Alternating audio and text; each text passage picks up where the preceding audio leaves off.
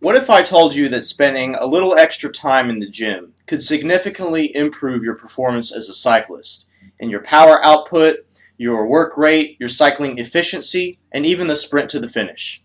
Well, it's no myth. It's actually been shown in the research. And I'm going to talk to you guys about that today, and today's talk may ruffle a few feathers, and it may even fundamentally change the way that you used to think about strength training and how it applies to cycling and performance. My name is Tony Paradis. I'm a licensed dietitian and personal trainer with food and fitness here in Flower Mound. Please check out my website. I'm going to link that down below at foodandfitnessonline.com. If you like this video, hit like, share it, disperse it among your friends, and get this information out, because there's just a lot of myths and misunderstandings when it comes to cycling and weight training. Okay, so first let's talk about information, okay? And where do you get your info? There's a lot of different places to get information. We can get it from looking in research. We can look at it from books. We can get it from our coaches, from our friends, and even from personal experience. But the gold standard of where you can get your research from, or your evidence from, is from peer-reviewed scientific research. Okay, and that's what we're looking at today. We're looking at three different studies, three different types of studies that show us some of the benefits of heavy strength training for the cycling athlete. Okay, so let's zoom in a little bit to the whiteboard of science so that we can see just what I'm talking about here. Okay, our first study was titled Max Strength Training Improves Cycling Economy in Competitive Cyclists. This was a study done in the Journal of Strength and Conditioning Research in 2010, and the protocol that they used was a 4 set of 4 squats, okay, 3 times a week. So for you guys that know even a little bit about strength training, you know that if you're only lifting a weight 4 times, that you're training very heavy. Okay, this isn't your 12 rep range, 15, 20 reps. This is 4 repetitions. This is heavy strength training. So what were the results from this research study? Well, compared to the control group, so the group that did no exercise, no strength training, the group that did strength training improved their 1 rep max by 14%. They improved their rate of force development by 17%. And here's where it gets really interesting. They improved their cycling economy by 5%.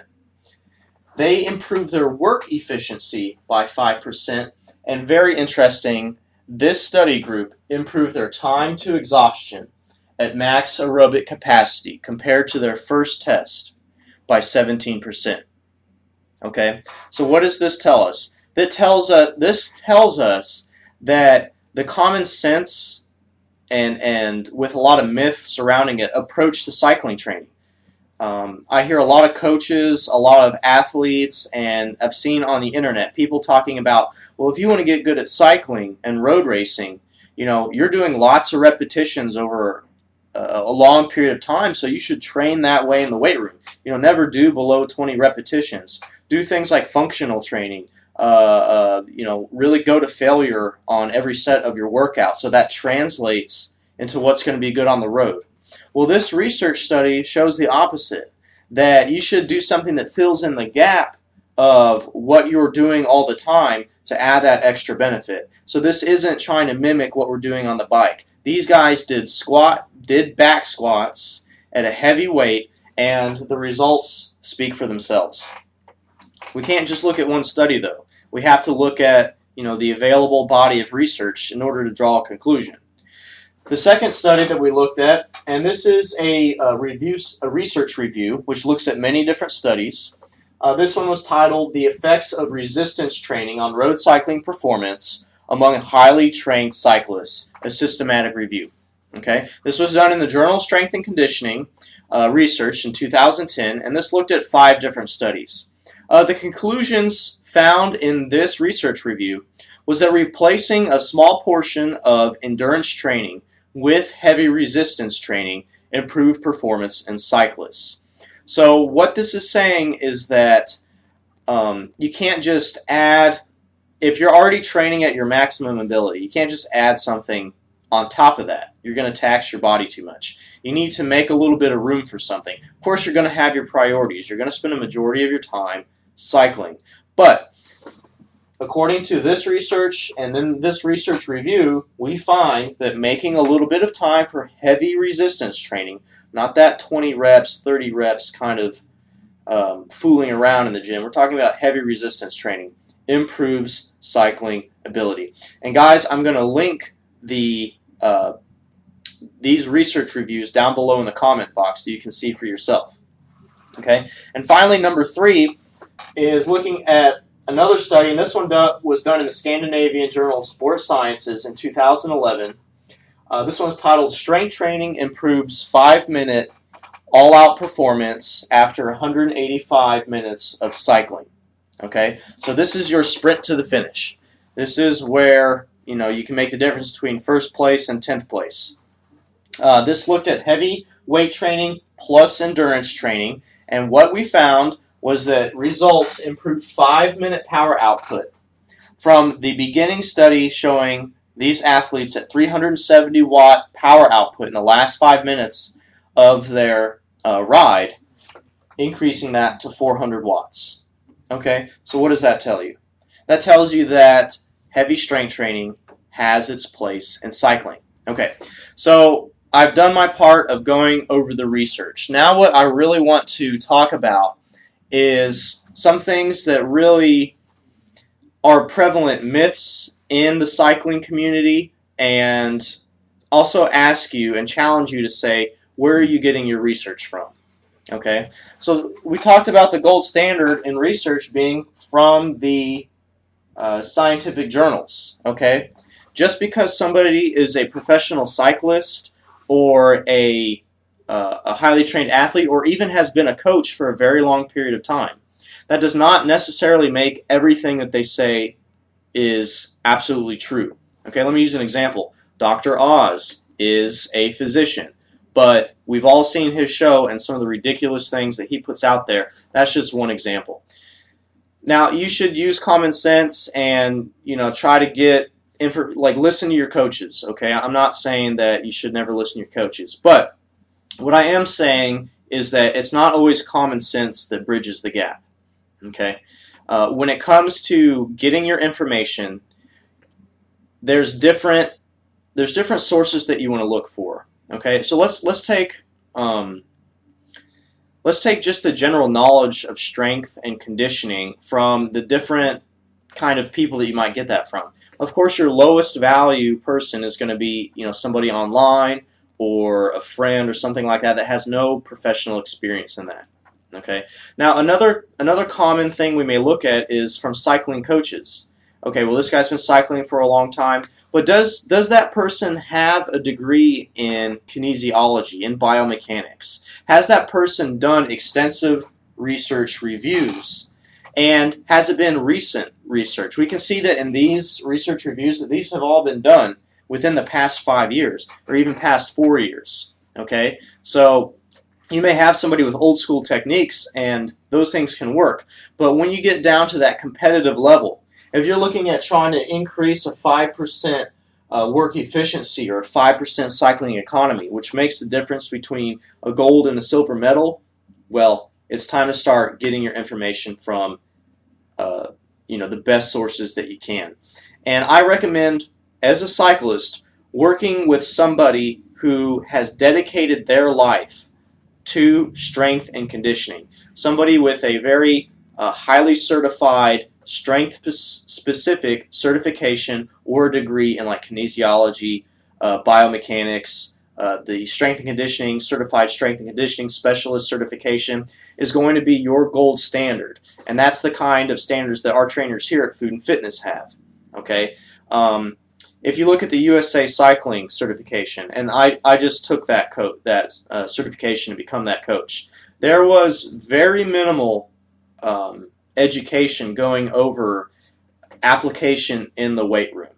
Okay, so get your cycling coaching, get how long to ride, how to do your recovery rides, your racing technique and all that stuff from your cycling coach. Okay, you wouldn't go to your cycling coach, you wouldn't say, write me a diet. you would want to go to a sports dietitian like me to write you a diet. So the same thing is that you wouldn't go to that person and say, write me a program for strength and conditioning on cycling. Guys, there's a reason why you have PhDs in exercise and physiology and those sorts of things, okay? There is a lot of information. And for your cycling coach to be the best at going over all of the cycling information and staying up to date with all of that, and then going over all the nutrition information, and then all of the strength and conditioning information, you're going to end up with a jack of all trades. And what you want is you want a team of experts working with you and for you. Okay, so don't take this the wrong way. I'm not saying that a cycling coach has no knowledge over strength and conditioning. Okay, I'm not saying that you shouldn't listen to your coach and that you should, only listen to me. But I am saying that if I was a professional athlete and I was working at the Olympic Training Center, which I have been there, you have a dietitian, you have a performance coach, and you have a strength coach. You don't just have one person that does all three. Okay, so if you look at the highest level of trained athletes, those people have specialists that work with them from every angle of that. And I appeal to you that should probably be your gold standard of where you want to get your information, who you want to work with certain things. Okay, now I really want to pick on something that is very, I hear this word a lot, it's called functional exercise. Okay, so I was actually talking with a cyclist the other day, and he was saying, oh, I like to incorporate lots of functional movements, use the TRX bands and the Bosu ball and, things like that. Okay, there is no such thing as a functional exercise. Functional exercise is like saying that's a cool exercise or that's an awesome exercise. There is no black and white definition of what that is. That's just a buzzword. People love to say that because it just sounds cool. Functional exercise. What you should be looking for is a sports-specific or a goal-specific exercise. Okay, just because I'm doing squats on the Bosu ball, that may feel like that engages my core, or it's extra hard to balance, so yeah, well, I'm on the bike, that's going to help me balance. Well, that's not what the research says. These people did regular squats, heavy, 3 times a week. These people did heavy weight endurance, and this research review looked over heavy weight training. We're talking about squats, okay, barbell squats. This is not something that you're going to get with a Bosu ball. Okay, I'm not saying a Bosu ball doesn't work, but the research shows that this is what works. Okay, and then another thing, like with the core training and the Bosu ball and the TRX and all that kind of stuff, people want to do stuff that challenges their core while they're doing it. Why? Why don't you just do core exercises that work your core to a maximum capacity, recover from that, and when you're training legs, train legs. When you're training upper body, or if you're training full body, then train your full body. But the research review shows that in core exercise and all that kind of stuff, that the Bosu ball, those are great for rehabilitation. That may even be great to incorporate as some variety or for a beginner, but you're going to get the most results out of really targeting something and working it. Okay, there's a reason why we don't see Bosu balls in the NFL weight room gyms. Okay, there's a reason why we don't see those used primarily by the top strength training coaches. We see the back squat, the bench press, the deadlift. These sorts of things have stood the test of time, and you guys got to stay away from just trendy things. Okay, so part of today's talk was about, check out this research. You can use this to help you out.